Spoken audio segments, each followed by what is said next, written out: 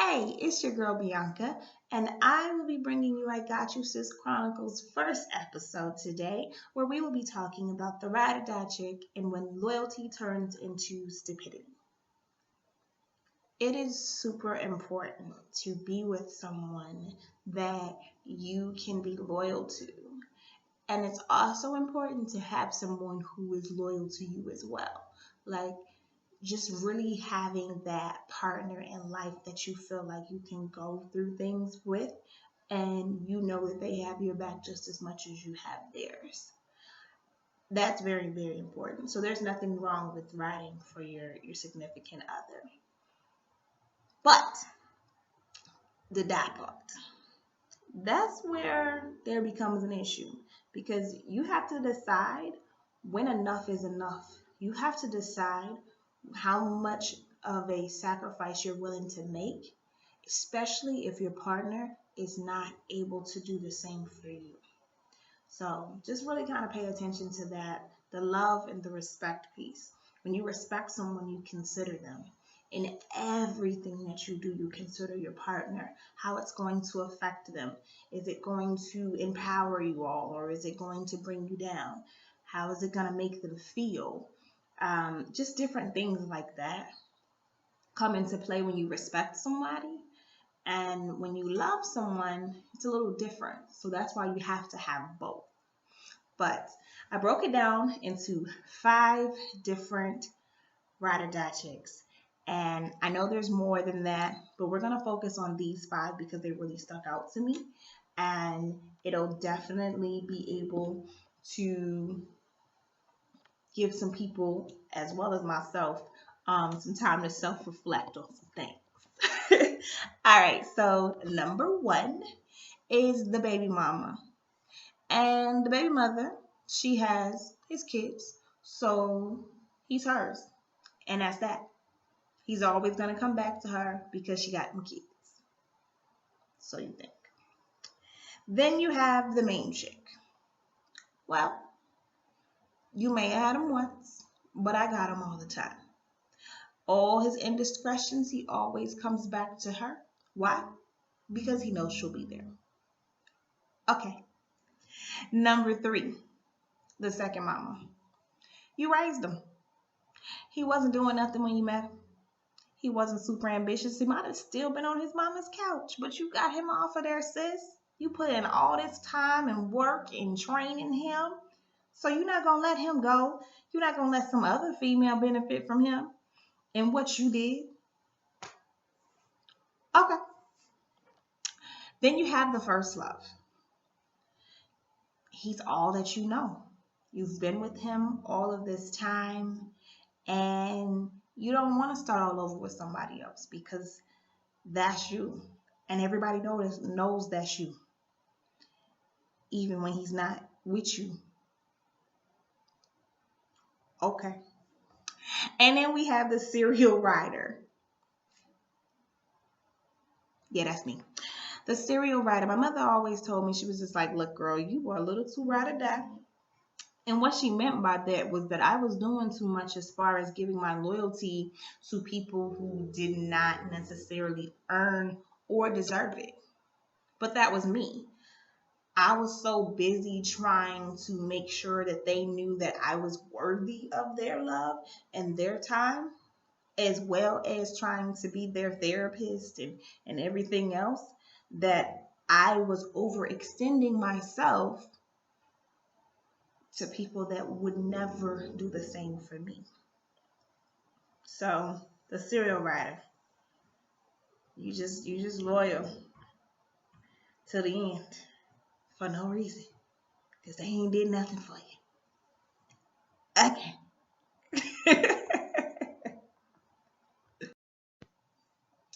So we'll be doing things in parts for this episode. So this part 1, I will be talking about the serial rider, and I'll also share a story about a time when I was with somebody who I thought we were vibrating with the same energies, and not quite. So I will talk about that and really just kind of get vulnerable with y'all, be honest with you about a time where my loyalty quickly turned into stupidity. And it might have been stupidity for a lot longer than I realized. Whew. Okay, so again, about the serial writer. Being a serial writer die chick, a lot of times I think that we as females want to fix everything, right? We feel like we have the answer to everything. We feel like we meet this man and he got mama issues, daddy issues. He might not be super confident in himself.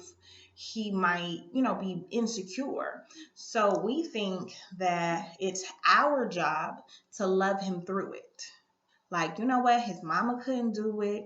Them ex-girlfriends couldn't do it. Maybe he done got a couple of baby mamas in there and they couldn't do it. So I'm going to love him through this.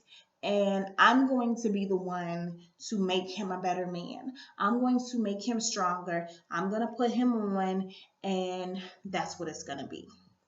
So we see that and we insert ourselves in that space where we feel that we're needed and where we're going to feel empowered and we're going to feel loved because they're going to owe us that love back from all that we're giving to them. And the thing about it is, when you give too much too soon, people start to feel entitled. And when someone feels entitled, they don't feel like they have to give you anything back for all that you're giving. Why should they? They didn't have to work for it in the first place. So if you're giving all that you're giving to someone, they have not shown you their own loyalty. They have not shown you where they stand with you. They have not even maybe claimed you, and you're already giving them all of that. So why buy the cow if the milk was free? You get what I'm saying? Like, why do they have to do more if you were willing to give it for nothing? So it does have to be a give and take. When you're giving out a certain bit of your energy, you're giving out your love, you're giving out your passion and your ideas and your time and things of that nature, you got to get some of that back because it's going to drain you. And if you've drained yourself for somebody else and you're not getting anything back, what do you have left for yourself? And that's when we get ourselves into situations when we love someone more than we love ourselves. And loving someone more than you love yourself is one of the biggest mistakes that you can make in a relationship. And if you don't know why yet, you're going to find out. And when you do find out, it's going to be a world of hurt. And that's something that we'll talk about in later episodes of I Got You, Sis Chronicles. But that's an important lesson to learn too. You can't love someone more than you love yourself, because if you love someone more than you love yourself, that means that you're not doing the self-care needed in order to maintain on your own. So when that person is removed from your life or removed from your space, where do you go? You've invested all that you have into that person. And now you have nothing to show for yourself to stand on your own 2 feet. So that's something to think about when you're in relationships as well. All right, it's story time.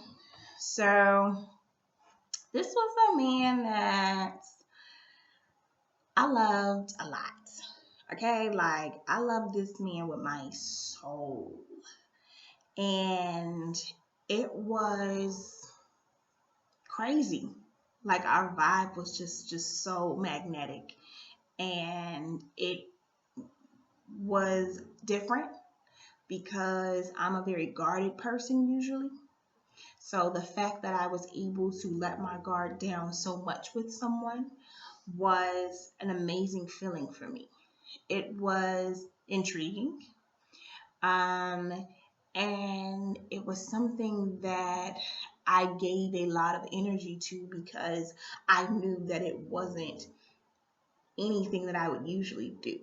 So because I was doing it, I wanted to give it everything that I had to give to it so that I could at least say that I tried, right? So we were together off and on. At this point, it had been 2 years. And we were in a really good space at this time.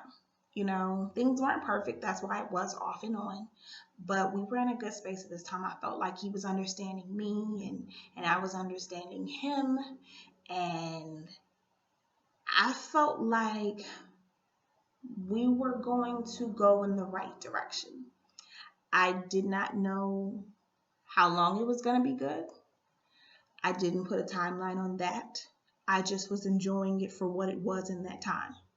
That's just kind of how I was looking at it.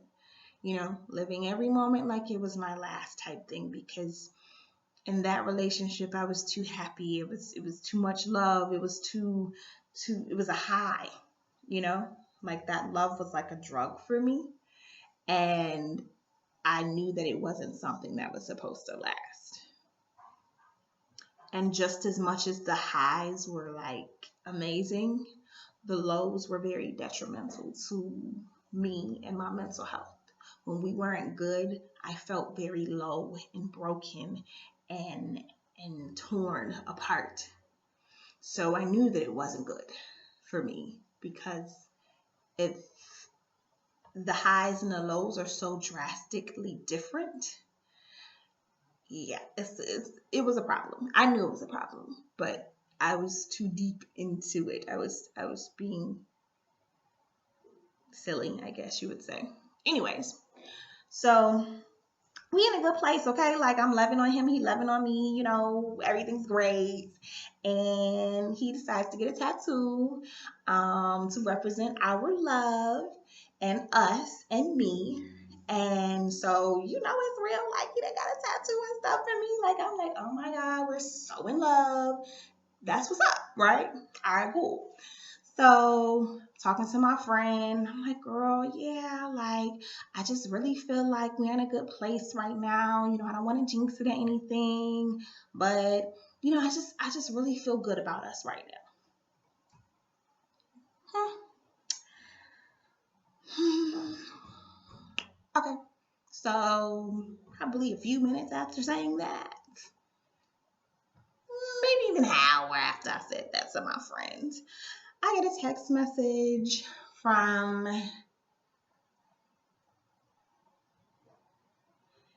his baby mother telling me that she's actually the wife. Whew. So I'm like, okay, cool. All right. Awesome. You got it, girl. Okay. And then like maybe about 30 minutes to an hour goes by and he calls me and I hear in the background, so I hang up. And then he calls me back. And he was acting like he didn't know who I was. Okay, you got it. Then I hang up and he calls me back again and he's asking me, you know, questions as if I haven't been around for years, as if I haven't been around your kids, as if I won't blow up your spot right now if you don't stop messing with me. So I finally just said, stop playing with me. So he keeps trying to go along with this whole narrative of not knowing who I am. And I said, stop playing with me. And in that moment, when I enunciated and I added that extra stress on that ing of playing, I was making it clear, you're trying me and I'm very close to letting it be known who I am, where I've been, and where you've been. You see, she was resting on the fact that she was saying that I was some random female. That made her feel better that I was just some random female and whatever. That was just, I guess, in awe of her husband. Cool. You got it, girl. He was resting on the fact that he knew that I was loyal to him and that I loved him, and therefore I was going to be quiet. Now, get this again, did not know that he was married. This was not a conversation that we had. We had not practiced this scenario. Therefore, I was going rogue. So I hang up the phone again. Yes, I did. And about an hour later or so, like, he starts blowing up my phone and stuff like that, texting me, apologizing, saying he needs to see me, saying he wants to talk to me, all of this stuff. Okay. Now, as soon as I got off the phone with him that final time that he called me with her, um, my friends rallied around me. I was with one of my friends, and then the other friend, she met us, and they were like, "Girl, we gonna drink. We gonna drink this away." You know, I was quiet. Like, I was so mad that I was quiet. In my head, I had pulled up on her. I had pulled up on him, and I was going at the both of them. Um, in my head, I had let her know exactly what it was, because when I tell y'all she was trying me via text, trying me. She was coming out her mouth real sideways. And I went at her a little bit, but I'm the type of person that if I love you, I love your children. And because I love your children, I respect the mother, the person that brought them into this world. So I always had a respect for her as his baby mother, just cause. You know what I'm saying? And so that's what I was thinking about. Then I was also thinking about how he would feel if I went in on her, because he still would have to deal with her. You know what I'm saying? Like, he still needed to see his kids and have that relationship, blah, blah, blah. I'm in my head thinking all this stuff, but I'm not thinking about the fact that I am hurt. I done been with this man for 2 years, and he been lying to me for 2 years. So that was where that loyalty piece came in, and the stupidity piece came in. When I started to sit with myself and think, I was like, yeah, you knew he was married. And it wasn't that I knew, but just things that happened were married like things.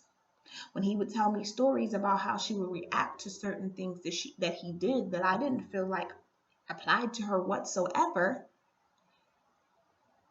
it made sense now that she was the wife. You know, in my mind, I was apologizing because I'm like, dang, like, he done made me feel this certain way about this woman, and she's the wife, not just the baby mother. Like, dang, that's not somebody that I wanted to be either. I didn't see myself in that space.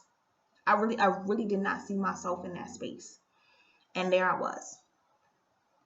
So weeks went by, and I finally saw him. And when I did see him, I broke down. I broke down crying. And I was mad at myself for breaking down crying in front of him. If anything, I wanted to break down in front of my friends. You know what I'm saying? Not him. He didn't deserve to see me in a vulnerable space. He didn't deserve to see me crying and upset and hurt. Like, you don't get that from me, because you betrayed me. So that's kind of how I felt, and I waited to see him, because in my mind I still saw myself mushing him in his face. Like, I was still in my mind in a very violent place because I was angry. And then to go from that to be this emotional wreck in front of him, that kind of pissed me off a little bit. But anyways, I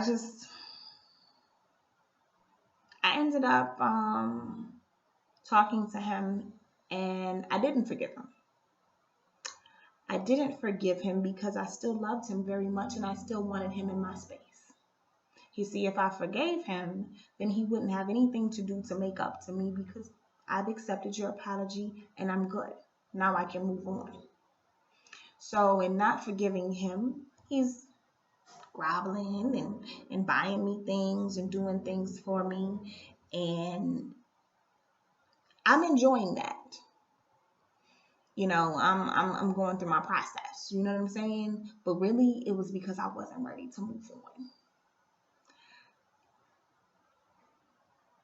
That right there was stupid.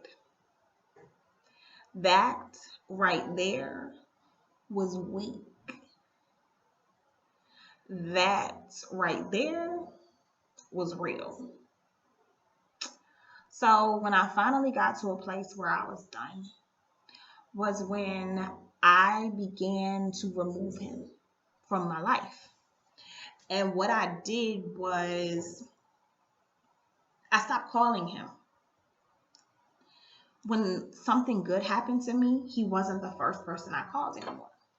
When something bad happened, he wasn't my person anymore. He didn't get to talk me through it and build me back up and help me work through that. No more. You don't get that. So I started to give him less reasons to be important to me. I gave him less ways to be in my space and to have so much power over me. And when I began to do that, I needed him less. And the less that I needed him, the less that I wanted him in my space. You don't have a reason to be here anymore. I can do that for myself. So the less he was able to do for me, the less I had to call him, the less I had to seek him out. And like I said before, that love was like a drug. I legit had to wean myself off of him. And I had to get into a place where I was enough again, where I was the strong Black woman that I preached myself to be. I had to be her again because sis lost herself. Sure did. I forgot who I am, who I was, where I needed to be. I forgot all of that because I was so into him and in the clouds and in love and all of that other stuff. Like I was way up there. I was gone. Okay. Your girl was strung out. Okay. So like I said, it took a long time. I had to wean myself off of him. But at the end of the day, what I do now is I'm constantly checking myself. And if it quacks like a duck, if it looks like a duck, if it sounds like a duck, then it's a duck. Because there were times where I asked him questions and he answered them and I knew that he was lying and I allowed those lies to pass because it was him. If it was anybody else, I would have called them out on their BS. But because it was him and I was all into what was going on with him, I allowed things not to make sense. And so when I did come out of it and I did start playing things back in my head and I did sit with myself and start really, really analyzing and paying attention to things, I was like, you a damn fool. For real. But there was something in him that I loved. There was something in him that inspired me. There was something in him that gave me this thrill. And at that time in my life, that was what I needed. And sometimes when we need certain things from people, we amplify those very things and then we minimize the things that make it rational. We begin to take away from the red flags that are waving all up in our face because they have that one thing or two things that we needed and we amplify it. We find a sense of security in those one or two things. When the red flags should have told us it wasn't gonna last, baby. You didn't have a leg to stand on, honey. He for everybody, sugar. He never gonna marry you, boo. He used you. He took advantage of you. You're not requiring enough. He don't respect you. He don't love nobody but himself. If he even know how to do that. There's all these things that we would see if we didn't put so much on that one thing or those two things that they provide for us. So, part two, we're going to talk about the other types of ride or die chicks. But one thing that I got to say about us serial riders, we have to value ourselves first. We have so much love to give. We have so much to give to whoever our partner is going to be. And knowing that, we have to hold on to it because it's special. Everyone shouldn't get exposed to the greatness that we have to give. We don't have to prove ourselves to our partners.